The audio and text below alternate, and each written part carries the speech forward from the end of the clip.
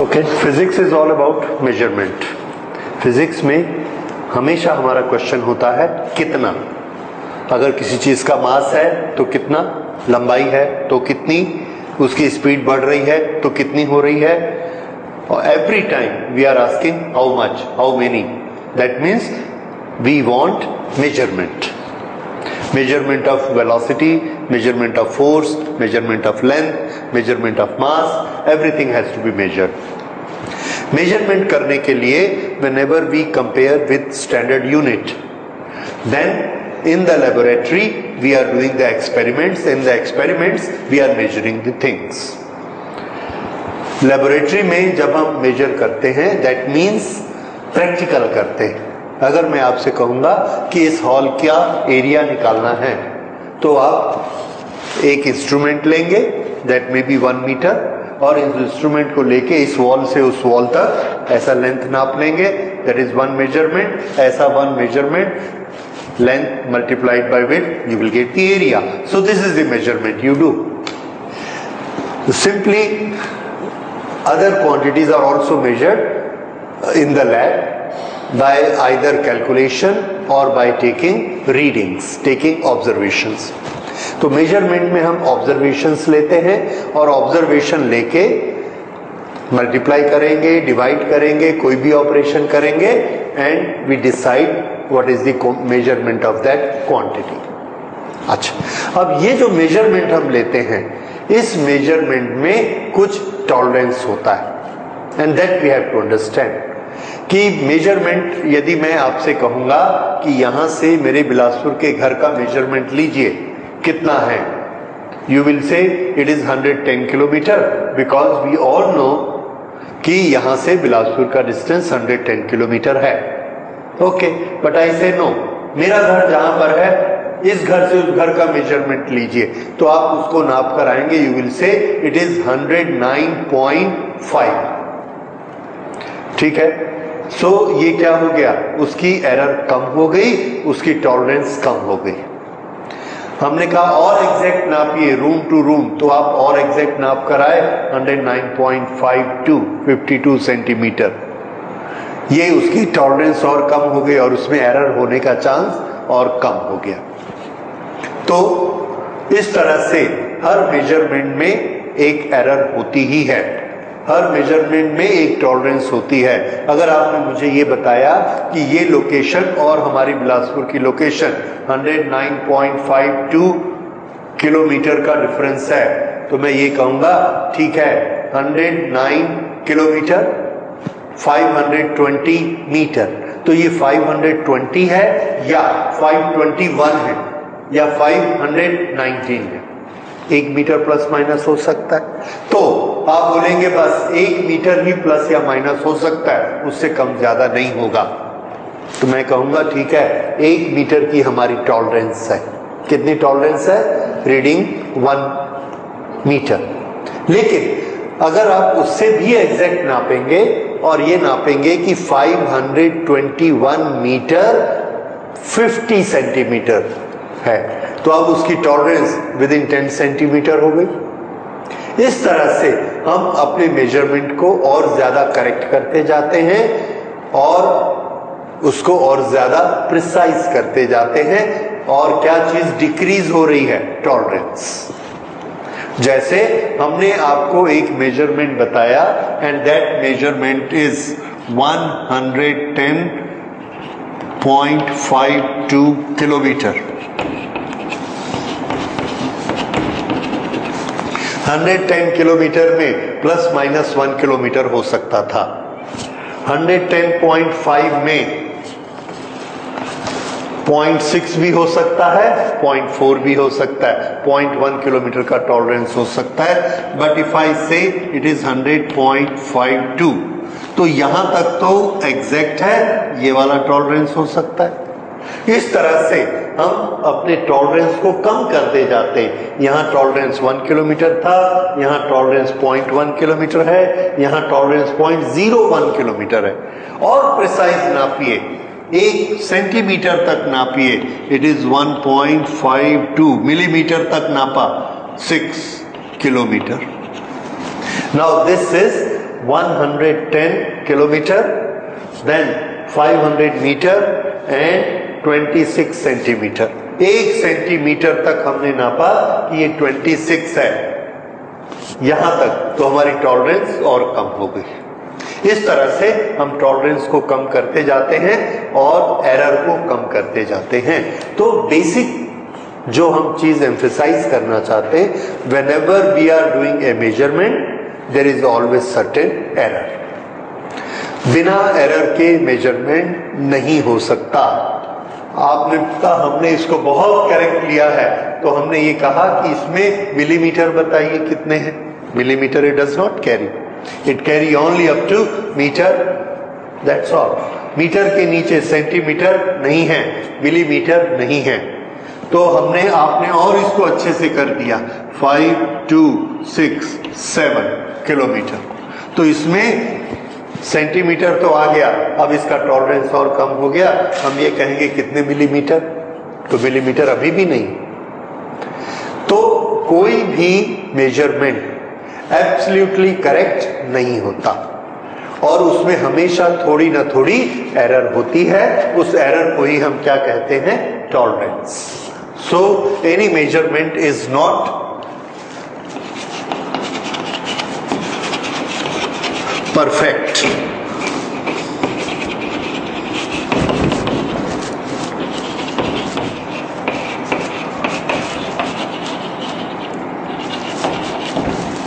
Okay, ये एक statement हमको याद रखना है। तो कोई भी मेजरमेंट अगर करेक्ट नहीं होता तो फिर हम अपनी कैलकुलेशन कैसे करते हैं? तो आंसर है we always can do the calculation with tolerance. उस गलती को लेते हुए ही हम कैलकुलेशन करते हैं। जैसे हम टेलर के पास जाते हैं कि हमारी शर्ट बना दो, और वो शर्ट बना के देता है, कितना लंबा रखें, हमने कहा 90 सेंटीमीटर, तो वो 90 कर देता है। अब अगर वो 90.1 हो जाता है या 89.8 हो जाता है, वी डोंट माइंड, क्यों, उतनी टॉलरेंस है। पर अगर वो 90 को 92 कर देता है तो हम उसको क्या कहते हैं, यार ज्यादा लंबी हो गई, तो हम उसको टॉलरेट नहीं करते, दैट इज बियॉन्ड टॉलरेंस। तो यही है कि हमारी टॉलरेंस कितनी है, आधा सेंटीमीटर। अगर वो 90 को 90.5 कर देगा, वी विल टॉलरेट। तो हर मेजरमेंट में एक टॉलरेंस होता है, right, and we accept that measurement along with that tolerance, we do the calculation along with that tolerance, और उसी tolerance को हम क्या कहेंगे, error। okay, now ये error क्यों होती है, किस तरह की होती है?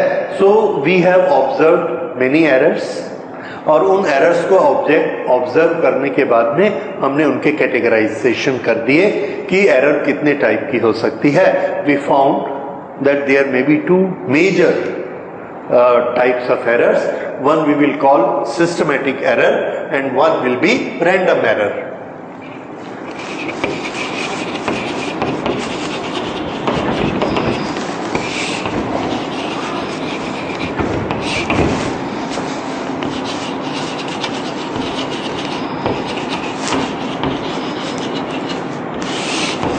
Systematic error, random error. Okay, तो सिस्टमैटिक एरर और random. Systematic error is due to a system. Now what is meant by a system? जब हम कोई मेजरमेंट करते हैं तो उसमें बहुत सारी चीजें इन्वॉल्व होती हैं। क्या क्या इन्वॉल्वमेंट होता है? Number 1, we use a principle or a formula for the measurement and calculation. That is one involvement, so that is part of a system. Number 2, जिस इंस्ट्रूमेंट को लेके हम मेजरमेंट करेंगे, स्केल है, वर्नियर है, स्फेरोमीटर है, कोई भी चीज है जिसको लेकर हम मेजरमेंट करेंगे, that is another part of the system. तीसरा, हम एक्सपेरिमेंट कर रहे हैं, हम नहीं कर रहे, एक दूसरा आदमी कर रहा है जो उसको एक्सपेरिमेंट की रीडिंग लेता है, एडजस्टमेंट करता है, that person is also part of that system. तो जब एक एक्सपेरिमेंट की रीडिंग आती है तो उस रीडिंग में इनपुट क्या क्या होते हैं? एक वो फॉर्मूला या प्रिंसिपल जिसके बेसिस पर ऑब्जर्वेशन लिए गए, नंबर 2 वो इंस्ट्रूमेंट जिसके बेसिस पर लिए गए, नंबर 3 वो आदमी जिसने एक्सपेरिमेंट करके लिए। ये 3 चीजें इन्वॉल्व हैं और तीनों चीज में एरर हो सकती है। इसलिए जो सिस्टमेटिक एरर है उसमें 3 तरह से एरर हो सकती है, and this we will write as number 1 is instrumental error,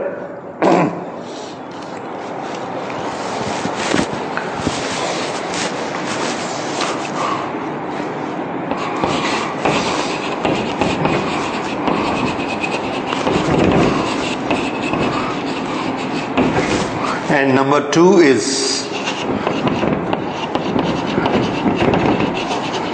technique error, and number 3 is personal error.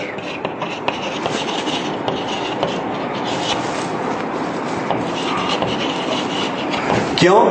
क्योंकि कोई भी सिस्टम इन 3 चीजों को, एक्सपेरिमेंटल सिस्टम में ये 3 पार्टिसिपेंट्स होते हैं। Okay, number 1 instrumental error. The instruments which we are using it may be defective. जैसे मैंने आपसे कहा कि फ्लोर से इस टेबल की हाइट नापिए, आपने क्या किया, ये स्केल लिया, इसको ऐसे फ्लोर पे रखा, यहां तक टेबल आया और यहां पर इसकी रीडिंग देखकर बताया 52.1 सेंटीमीटर लिख लिया। लेकिन ये हो सकता है बार बार यूज करने से स्केल के ये नीचे का हिस्सा घिस गया हो और यहां पर 0 नहीं है, 0 से लेके 2 तक घिस चुका है, तो ये ऑलरेडी 2 नीचे जा रहा है, तो ऊपर की रीडिंग डिफेक्टिव हो गई।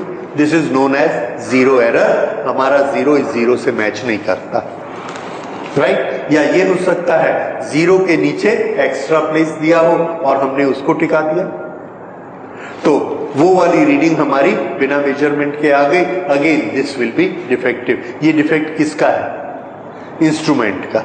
सो this is known as instrumental error.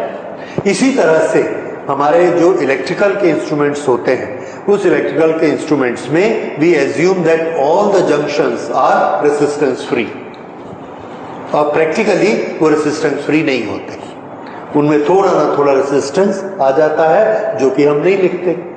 That is error of instrument. इसी तरह से इंस्ट्रूमेंट्स में कोई ना कोई एरर्स हो सकती है और उसका इफेक्ट आता है। अच्छा, that is instrumental error. This is due to malfunctioning of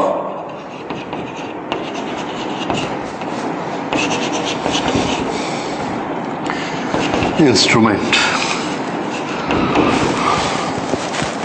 इसमें zero error, friction, resistance, these are the major players जो कि हमारे इंस्ट्रूमेंट्स में कुछ ना कुछ एरर क्रिएट कर देते हैं। अगर हमने एक पेंडुलम लटकाया और उसको वाइब्रेट कराया, वी एज्यूम कि उसमें बिल्कुल फ्रिक्शन नहीं होगा, पर फ्रिक्शन होता है। इसी तरह से बहुत सारी चीजें हैं जिसमें मटेरियल में, हमारे इंस्ट्रूमेंट में कुछ ना कुछ एरर होगी। कोई लूज होगा, कोई दूसरी तरह का प्रॉब्लम होगा, like that. So these are instrumental error. Then technique error. Technique error, the technique we are using may not be perfect, पर हमको वो मजबूरी से यूज करनी पड़ती है, because there is no other technique available which is better than this technique. जैसे we find the value of acceleration due to gravity g using a pendulum. ये पेंडुलम हम यूज करते हैं और इसको वाइब्रेट कराते हैं, ऑसिलेट कराते हैं लाइक दिस, और इसका oscillation period, time period note करके we put it in the formula and take the values. Okay, इस फॉर्मूला को जब हमने डिराइव किया था तो हमने ये माना था that theta is a very small angle. It is such a small angle that this arc upon radius is equal to sine theta. Sine theta के लिए कंडीशन क्या है? This should be 90 degree, but this is not 90 degree ये थोड़ा सा तो उससे कम होगा बिकॉज ऑफ दिस थीटा, ठीक है ना। 180 में से थीटा माइनस करेंगे, फिर उसके दो पार्ट करेंगे, this will be less than 90. So in any case this is not equal to arc upon radius is not equal to sin theta, but we take it क्योंकि हमारे पास कोई दूसरा रास्ता नहीं था सॉल्व करने का, एंड वी एज्यूम कि उसकी टॉलरेंस बहुत कम होती है, इसलिए हम लोग उसको मान लेते हैं, ठीक है। मान के हमने फॉर्मूला बना लिया that t is equal to 2 pi root l upon g, और हमने t की रीडिंग लेनी शुरू कर दी, l की रीडिंग लेनी शुरू कर दी. We took the measurement of t, we took the measurement of l, put it here and find the value of g. Calculate कर ली. लेकिन हमने जब एक्सपेरिमेंट किया तो हमने एक्सपेरिमेंट करते समय उसको क्लियर करने के लिए ये इतना झुला दिया उसको, ये ऐसा पेंडुलम हमारा झूल रहा था यहां से यहां तक, यहां से यहां तक, और ये थीटा हमने काफी बड़ा ले लिया, लेट अस से 15 डिग्री. तो हमारा फॉर्मूला किस बेसिस पर डिराइव किया गया था कि थीटा कैसा होगा, बहुत छोटा, less than 5 degree, less than 4 degree. Experiment करते समय हमने क्या कर दिया, मोर देन 15 डिग्री. लेकिन फॉर्मूला कौन सा यूज किया, स्मॉल थीटा वाला. तो ये हमारी कौन सी एरर हो गई, टेक्निक. हमारी टेक्निक क्या कहती थी, थीटा छोटा लीजिए, हमने थीटा कैसा लिया, बड़ा, टेक्निकली गलती कर दी. इस तरह से टेक्निक की मिस्टेक्स होती, राइट. ओके, ऐसे और भी बहुत सारे पॉइंट्स होंगे, जैसे जब हम लेंस लेते हैं, लेंस, तो ये लेंस का डिस्टेंस हम यहां से यहां तक नापते हैं. एक्चुअल जो हमने फॉर्मूला बनाया हुआ है वो फॉर्मूला यहां से यहां डिस्टेंस को नापता है. इस फॉर्मूला को यूज करते हैं और रीडिंग ये वाली लेते हैं. This is again a mistake of technique. So ये वाली एरर आती है. तो ये एरर्स क्या कहलाती हैं, टेक्निकल एरर्स और टेक्निक्स एरर. फॉर्मूला में या प्रैक्टिस करने में एक्चुअली हमको एक मीटर स्केल लेके यहां से यहां तक नापना चाहिए था और हमने यहां से यहां तक नाप लिया. That is error, that is how it comes to. अच्छा, तीसरी एरर्स होती है personal errors. So technical errors due to formula और टेक्निकल मेजरमेंट्स.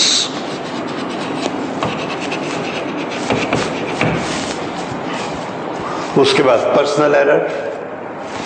हाँ, पर्सनल एरर देखिए, due to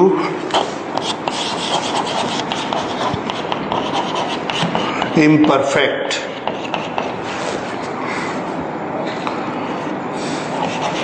working, imperfect working of the person. देखिए, हमने यहां से यहां तक एक लाइन की लेंथ मेजर करनी है. दिस, यहां पर हमने एक स्केल रखा, ये स्केल में यहां पर लिखा हुआ है 49, यहां पर लिखा है 50 और यहां पर लिखा है 51. अब हमने इसको यहां से ऑब्जर्व किया,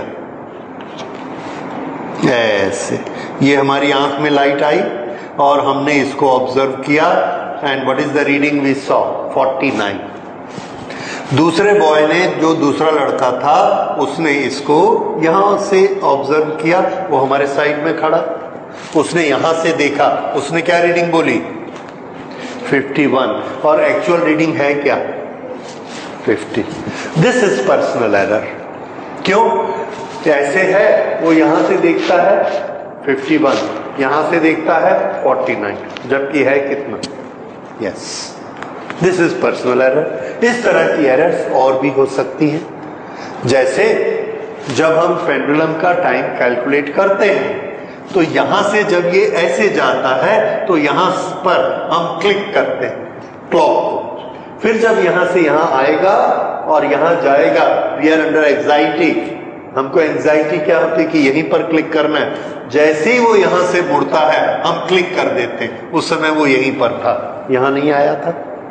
या हमने इसको देखा, देखने के बाद क्लिक किया, तब तक वो यहां चला गया। ये भी एरोनियस है और ये भी एरोनियस है। इस तरह से ये जो एरर हुई, इसमें इंस्ट्रूमेंट ठीक था, प्रोसीजर ठीक था, लेकिन क्या चीज गड़बड़ थी? पर्सन। जिस पर्सन ने ये ली उसकी वर्किंग में ये, उसकी वर्किंग इम्परफेक्ट थी। So this type of errors are known as personal errors, right. तो इस तरह से 3 तरह से एरर्स होती हैं, और ये तीनों कौन सी हैं? Systematic errors. Other thing, can we rectify systematic errors? Answer is yes, we can always rectify systematic errors. किस तरह से? We see the defect and correct it. हमने देखा हमारी स्केल 1 मिलीमीटर घिसी हुई है, तो हम जहां भी रीडिंग लेंगे उसमें 1 मिलीमीटर ऐड कर देंगे, परफेक्ट। हमारी घड़ी 1 घंटा पीछे है, हम उसको हाथ नहीं लगा पा रहे, लेकिन हमको मालूम है 1 घंटा पीछे है, और बार बार हम उससे रीडिंग लेते हैं, हर बार उसमें 1 घंटा टाइम जोड़ देते हैं। हमने कहा 5 बजे आना, आपने उसमें देखा 4 बज गए, आ गए, राइट। तो इस तरह से एरर को हम क्या कर सकते हैं? करेक्ट कर सकते हैं। So systematic errors can be corrected. जो हमारे इंस्ट्रूमेंट में रेसिस्टेंस आ सकता है, उस रेसिस्टेंस को ही हम एक बार नाप लेंगे और हर बार उतना रेसिस्टेंस ऐड कर देंगे। That will make the reading perfect. So systematic errors can be corrected. जिस एरर को, अब ये जो एरर होती हैं, इस एरर में ना एक साइन हो सकता है, these errors may be positive और these error may be negative। इसका क्या मतलब है? जो हमारे पास स्केल है, आपके पास जो स्केल है उसको देखिए, 0 के आगे थोड़ी सी जगह खाली है, तो आप जहां भी नापेंगे वो 1 मिलीमीटर कम नापती है। ये एक नेगेटिव एरर है। दूसरी ये हो सकती है कि 0 के बाद भी वो स्केल घिस गई है, तो वो एक पॉजिटिव एरर है। और हर चीज में, हर मेजरमेंट में the same error will reflect. So this error has a direction, either positive direction और नेगेटिव डायरेक्शन। एक घिसी हुई स्केल से, रब की हुई स्केल से, जो कि 0.1 से स्टार्ट होती है, whichever measurement I take the measurement and decrease by 0.1, क्योंकि वो स्टार्ट कहां से हुई है? 0.1 से। तो ये एक नेगेटिव एरर है। This has got a direction. Which direction? Negative direction. अगर मेरी स्केल में 0 के पहले 1 मिलीमीटर जगह खाली है और फिर मैं उसको मेजर करता हूं, तो हर मेजरमेंट में मुझे ये 1 मिलीमीटर ऐड करना है। किसी में ऐड करना है, किसी में डिक्रीज करना है, ऐसा नहीं है। इस स्केल से जितने काम करूंगा सब में मुझे ऐड ही करना है। This has a direction, and इसकी डायरेक्शन कौन सी है? Positive direction. पहले वाली जो स्केल थी उसमें एरर की डायरेक्शन क्या थी? नेगेटिव, क्योंकि उसमें हर एक में मुझे क्या करना पड़ता? माइनस, और इसमें हर एक में प्लस। तो सिस्टमैटिक एरर्स जो होती हैं, जब हमको सिस्टमैटिक एरर हम कैलकुलेट करते हैं तो उसकी एक पर्टिकुलर डायरेक्शन होती है और उसको हम मेजर करके रेक्टिफाई कर सकते हैं। This is systematic error. So systematic error has direction, can be rectified.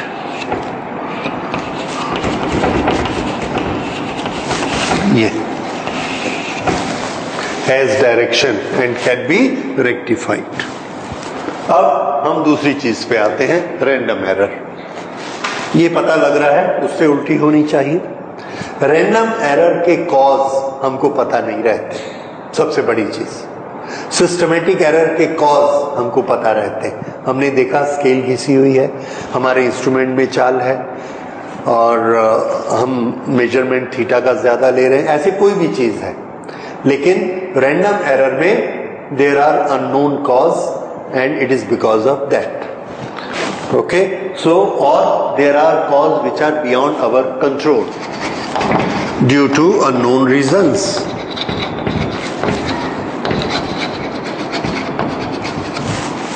Reasons beyond our control.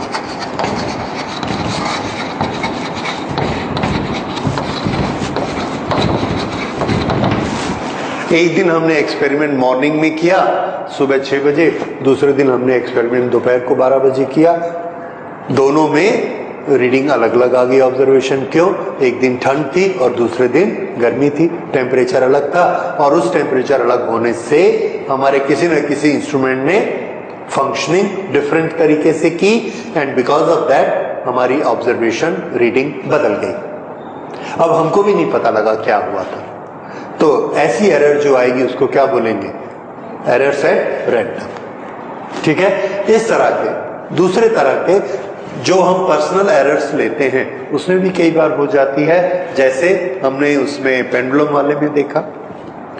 ये हो सकता है हमारे इंस्ट्रूमेंट में कहाँ रेजिस्टेंस है हमको पता नहीं है, हो भी सकता है कहीं पर भी, that is beyond our control, so that will be known as random error. अब जब हमको पता ही नहीं है कि ये एरर कौन सी है, तो वो पॉजिटिव डायरेक्शन में है या नेगेटिव डायरेक्शन में है, we don't know. So it may be in any direction, may be in any direction.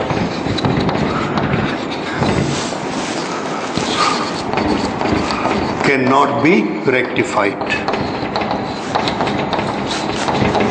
Okay, तो इसमें देखिए it has a direction, it can be rectified, and there are 3 types of it. इसमें हमने क्या देखा?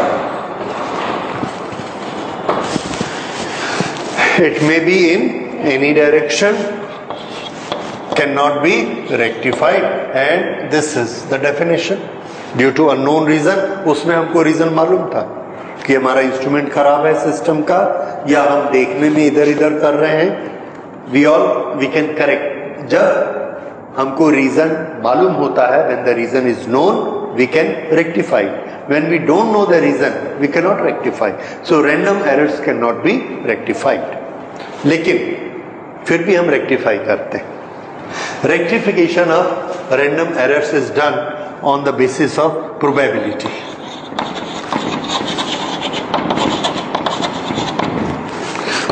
Probability helps to rectify. दो चीजें, probability और रेक्टिफिकेशन।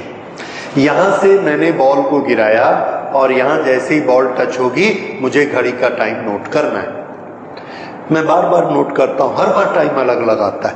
कभी 0.1 सेकेंड कम, कभी मुझे घबराहट होती है कि टच में मुझे देरी मत हो जाए तो मैं पहले दबा देता हूं, कभी मैं टच होने की आवाज सुनता हूं तब दबाता हूं, तो कभी जल्दी होता है कभी लेट होता है। 100 बार मैंने उसको गिराया, 100 टाइम्स, और 100 रीडिंग्स ली। व्हाट इज प्रोबेबिलिटी कि मैंने जल्दी किया हो या लेट किया हो? सो प्रोबेबिलिटी प्रिंसिपल सेज कि 50 टाइम्स प्रोबेबिलिटी क्या है कि जल्दी दबाया होगा, और 50 टाइम्स क्या है? लेट दबाया होगा। That is probability. 2 चांसेस हैं, आइदर अर्ली और delayed, so the probability is 50-50। ये हम मानते हैं कि when we are taking an observation with certain defect, then if we take a large number of observations, then in some defect may be positive, in some defect may be negative, and random error has got both the directions. Okay, both directions. We don't know. और probability क्या कहती है कि अगर हमने बहुत ज्यादा observation लिए तो जितनी बार वो पॉजिटिव डायरेक्शन की एरर लेगा उतनी बार नेगेटिव डायरेक्शन की एरर लेगा।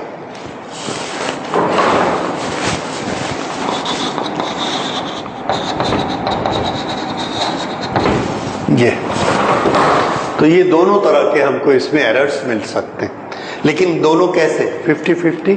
Now in mathematics we have a very good method. If we find the average of all the observations, then all the positive errors will cancel out negative errors. तो अगर हम सबका average लेंगे तो सबकी errors एक दूसरे को कैंसिल कर देंगी. अगर किसी ऑब्जेक्ट की लेंथ 50 है या ये टाइम 50 सेकेंड है, कभी मैं इसको 51 मेजर करूंगा तो 49 भी करूंगा. और प्रोबेबिलिटी क्या कहती है? If 50 times I take 51, 50 times I will take 49. दोनों को ऐड करके एवरेज ले लो. 51 plus 49 divided by 2, it will come to 50. इस तरह से एवरेज लेने से हमने रैंडम एरर को वाइप आउट कर दिया. वी थिंक सो, क्योंकि प्रोबेबिलिटी का प्रिंसिपल क्या कहता है कि दोनों तरफ एरर बराबर बराबर आएंगी if the number observation is large. तो जितना ज्यादा लार्ज ऑब्जर्वेशन होगा, हो सकता है आप जैसे सिक्का उछालते हो, चित पट आया, 2 बार उछाला, दोनों बार चित आ गया, तो प्रोबेबिलिटी गलत हो गई? नहीं. We should give it more chances. 10 बार लेंगे तो 5-5 बार आना चाहिए. पूरा 10 का 10 हेड नहीं आएगा. It may be 4-6. ठीक है, let's take it 100 times, then it is very close to 50%. 100 में नहीं आया, 1000 टाइम्स करिए, it is very closer to the mid value. तो ये हमसे एक क्वेश्चन प्रैक्टिकल में पूछा जाता है. Remember it. Any external teacher में आस्क इट कि आप इतनी ज्यादा रीडिंग्स क्यों लेते हैं? तो आंसर क्या होगा? To remove the random errors. To wipe out the random error we take more observations so that by law of probability the errors cancel out. Positive and negative errors cancel out. That is why take a large number of observations. दूसरा, large number of observations लेने से when we find their mean value, that mean value will be very close to the true value. This is one method to find true value. Okay, so this is a large number of observation may give 50% positive, 50% negative readings. Finding an average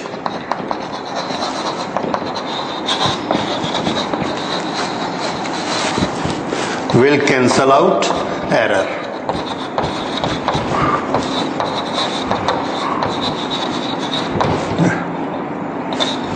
Will cancel out error. So ये आपको याद रखना है.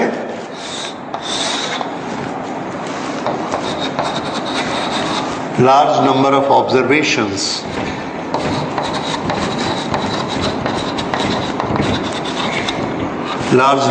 observations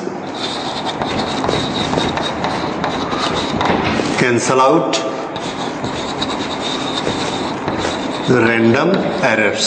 याद रखिए, large number of, और एक fine चीज, अगर हमसे ये पूछा जाए a large number of observations cancel out which error, systematic errors और random error? Very good. Not systematic. क्यों? सिस्टमेटिक में अगर हमारा स्केल घिसा हुआ है, नेगेटिव एरर दे रहा है, तो पूरी की पूरी 100 में वो कैसा देगा? नेगेटिव. कैंसिल करने वाला नहीं. तो लार्ज नंबर ऑफ एरर्स किसको cancel, large number of observation किसको कैंसिल करता है? रैंडम एरर्स को, which we don't know, which may be positive, which may be negative. और सिस्टमेटिक एरर्स को we have to do it by correction. ठीक है, तो उसमें जीरो एरर का correction, whatever instrument we are using, whatever experiments we are doing, with that we can do the systematic error correction. So these are the errors. तो ये आपने देखा, one is systematic error, other is random error.